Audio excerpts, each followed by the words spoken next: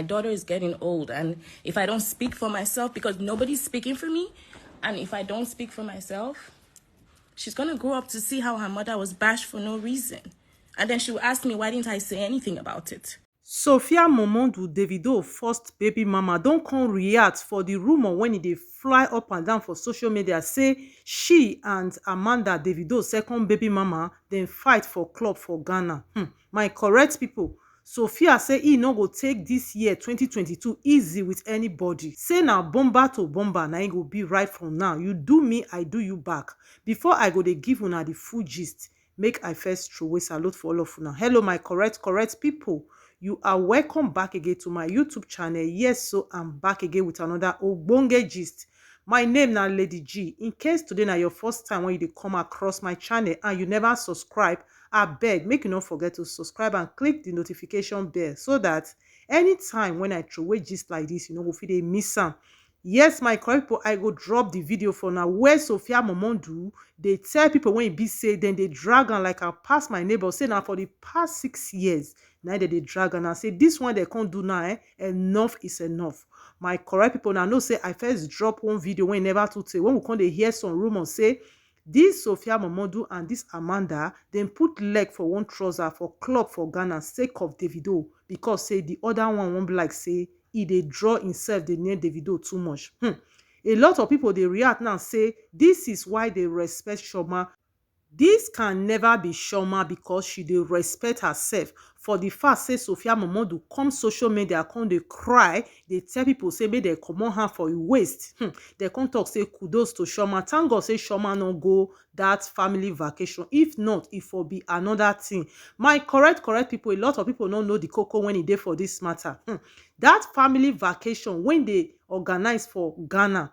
Now Sophia, una go see and say na her mouth, her voice, now that they hear pass for all the videos when we don't see. Why? Because now she be the main person when it be say na organize that trip.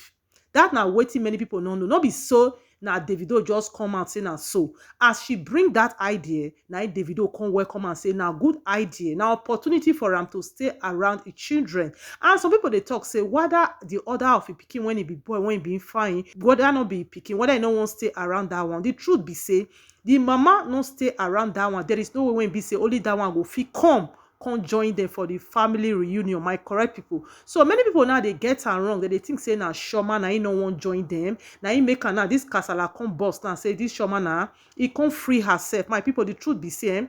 Una forget say this Chioma and this Sophia Momondu they know they agree. They be like cat and rat.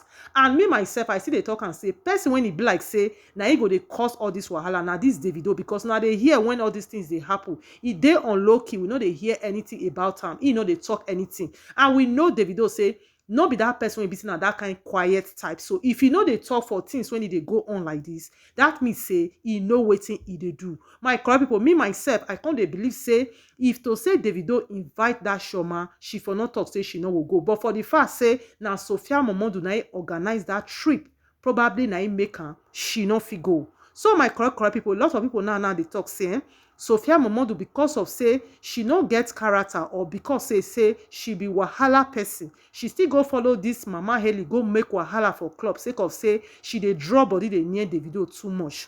A lot of people talk say this Sophia Momondu she too dey desperate. Why she no go leave Davido? Make she do her life. My correct people, we see they look for some evidence for us to believe say now this Sophia Momondu na be the first person when he really first put leg for the same trouser with Mama Haley because all this thing when we dey hear we just only hear say na so dem talk but we never really get anything when we hold for hand say na so it happen. Make una take for instance say the time when Davido go Dubai go celebrate his birthday the other day. Shebi una see the way Kasala take burst for club for there. We see the video, the thing go viral, we see everything. But this Sophia Momondu, we never see anything. This now the thing when they give a lot of people impression say maybe now the people when be say they get bad belly, when be say they don't they expect this kind of thing. People they when be say then see Sophia Momondu now the way they make this video they cry, they are belly, they sweet, then they happy. I see and say now wow human being in as much as I know wish Sophia this kind of thing when she can't they do when she can't they cry we really know say she really dey hot. That is the thing really touch her before she come on social media they cry. I no wish any of Davido baby mama whoever it be make it come to this extent because to become celebrity baby mama, e no easy. So my correct people now go see am say na the way Davido arrange the bed now so e take dey sleep put, because no be only Davido be the baby daddy when he dey for Nigeria, when he be celebrity, plenty one others dem dey, but every day no day when e be say Davido and the baby mamas own dem no dey come. Why? Because na so Davido want am, and I believe say e dey enjoy am. My correct people, make una no dey carry this matter like this, because all these baby mamas una dey see so Davido be like say e dey take all of them emotions, e dey take and dey play. The only thing when e dey pay me for inside be say na we when be women, na we dey drag ourselves. You can never see man go come social media come dey drag themselves say as this kind thing happen now, they go dey happy say yes, hand don meet am. Na only we. So some people now dey vex say Sophia Momodu for not bring herself come down like that, say for the fact say she come dey cry, that means say she don't take herself rub ground. My people, make una remember say this thing when they call emotions na different way na some people take dey react. Everybody not get strong mind. Some people get strong mind, you know, those one that they call ogidigan, that is their mind be like ground. You know what expect say everybody go be like that. Even me when be Lady G when they talk, so me na person when be say I dey very emotional. Before I will explain anything to you, when it be say the thing pay me well, before I will explain for real life, when we come on camera for here, tears must fall from my eye. That is me for you. So my sister day when it be say even though say you see the something koro where you go see say they carry the thing for her present, this girl eye now so everything go dry. So now different people now then they see, and a different way now people take they react. For the first say you can't they cry for here, no me say she bring herself down, in the sense that probably she no get her for mind say she won't come cry for people, make people for the pity ram. Maybe she they talk eventually 9 years come they come out, because she make us understand for that video, which I go drop for and say she na very emotional person. So my correct for the way I they see things now, I they believe say na Davido na they organize this thing, because as this thing constantly be like this now, he go dance go Shoma side before una know her now, maybe from 2 or 3 weeks time now, una go see say go still take Shoma, they do tontonri for the rest. And we when be say now we be the social media ilo, when be say we know they use our sense, they look this thing say Davido just they cash he cruise. As him talk, he say in the cash cruise forget, if you talk you collect. We go carry the matter personal. He go still dance go that one side, and when he go be like say that one don't still be like say the fire don't they off small, he go still dance come this side. So people when they drag this Sophia Momodu, because not be only Sophia Momodu not being born for Davido, different other baby mamas then born for Davido. But why be say now so this Sophia Momodu now everybody day after now they drag? Why? Because say now Africa, now Nigeria, now day that is that they take on like local baby mama. Why be say now they talk?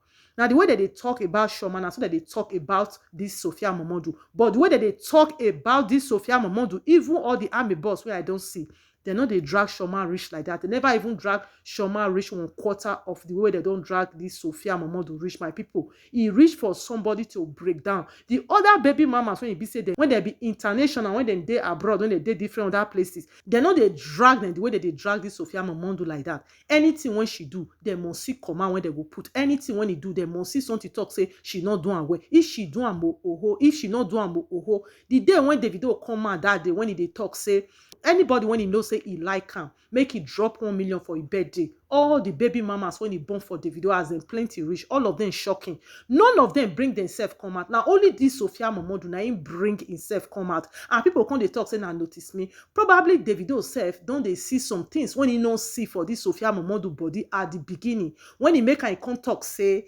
na Sophia Momodu he not like and say now by force now they say bond that picking. Now see and say now Davido hand now the whole thing they come. So my correct people, make we stop to the drag all these girls, all these ladies, because so if you go where Davido, that is people they always they leave nice comments, they always they praise Davido. I never really see where people say they drag this Davido, say the way they play with all these women emotions, you know good. Now so the women, now everybody they attack. Sophia Momodu na born born for person, you know by person, because the way people they do and I be like say she don't buy person before. So anyway, I really feel for her. I believe say she needs to tighten her belt, because if you decided to be baby mama to celebrity, this now one of the things when you go the experience. And the advice when I get for this Sophia Momodu, make it try to overlook some things. I know say not be everybody they feel overlook some things. Make it try to avoid, especially that comment section, because if you say make you follow where comments there, some people will tell you something before you will go take or tap yourself. you no go know. Make she dey avoid the comment section and make she dey avoid some video. Not be everything go dey look, because there is no one you go see say people dey drop comment, they talk things about you when be say e no concern you. That is, you no know one, you no know two. When you go keep quiet, say you no go respond. So I believe say now that one na wetin this Sophia Momodu see.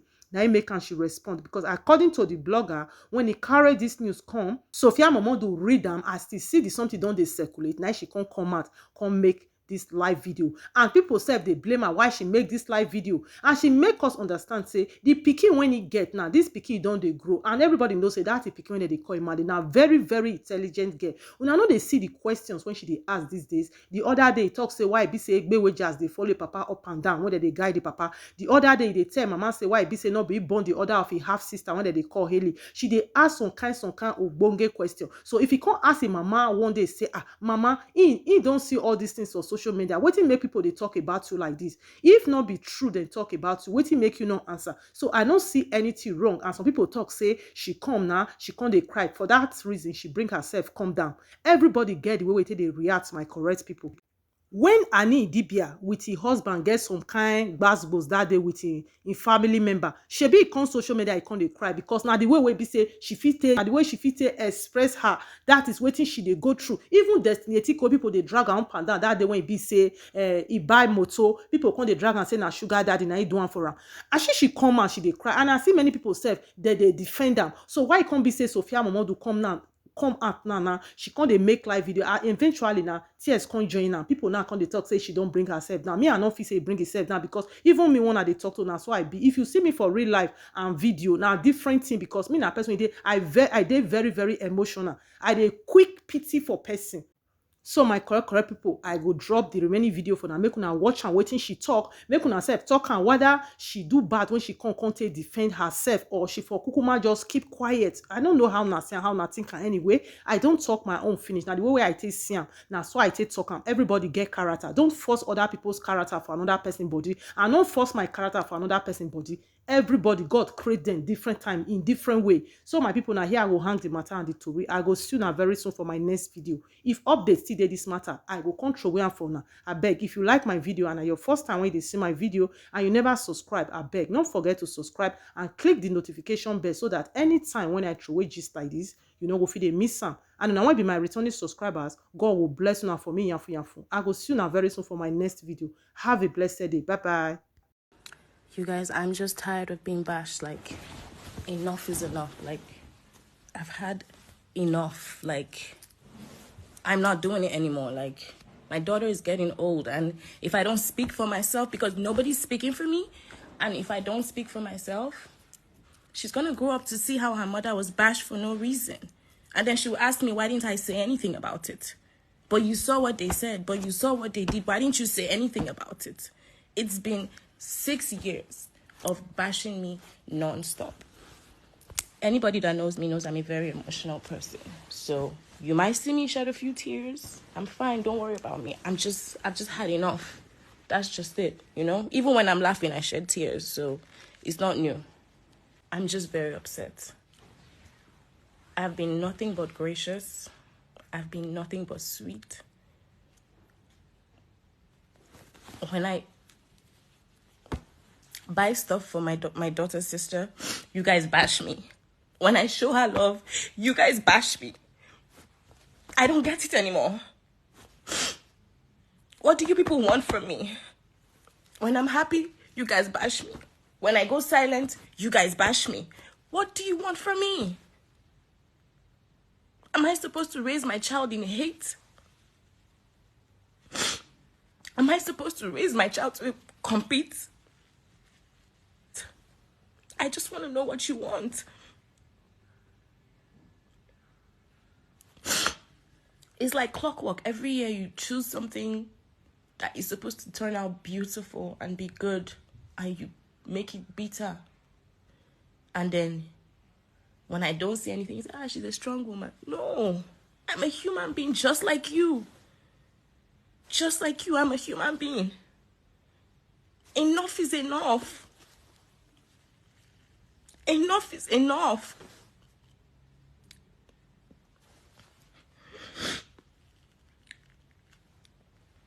So I did wrong by making sure that my daughter sees her sister. I'm wrong. I'm a bad woman. I'm a bad woman for saying, okay, let's hang out with aren't we family? Who wins when the family feuds? Who wins? Why do you guys love negativity and hatred so much?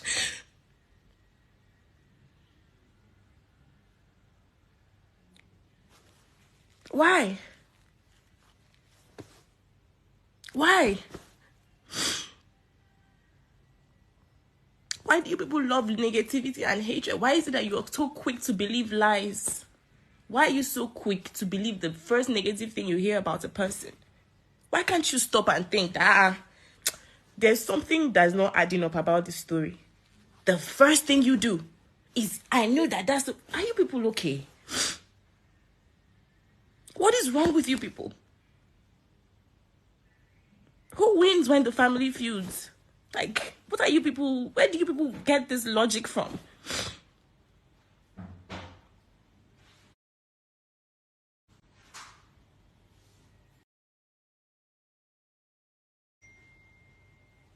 I am tired. I am fed up. Nobody should call me. It's been 6 years since I had Imade. You people have just been... it's been 6 years of Sophie is a bad person. Sophie is a bad person. I will do this. Sophie is bad. I will do that. Sophie is bad. When my baby daddy supports me, it's okay. But when I support him back in return, she's desperate. I'm confused. What do you people want from me? I should be hateful? Is that what you want?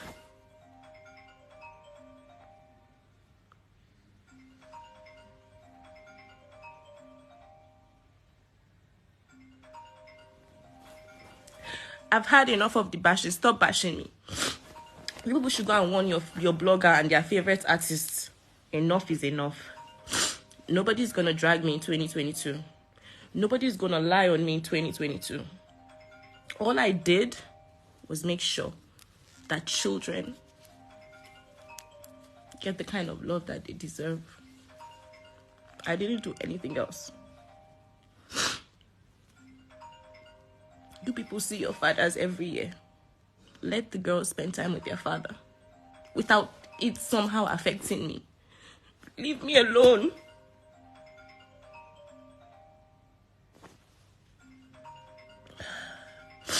Since you people did not do it and I did it, live with it. Leave me alone. Don't bash me. Don't create lies. Don't talk fake gist. Stop posting shit. Just leave me alone. That's why I came here. I'm tired of the bashing. It's been 6 years. She's a runs girl. She's this. She's that. She's evil. There's nothing you people haven't called me. And have taken it. But enough is enough. Just leave me alone. Just leave me alone.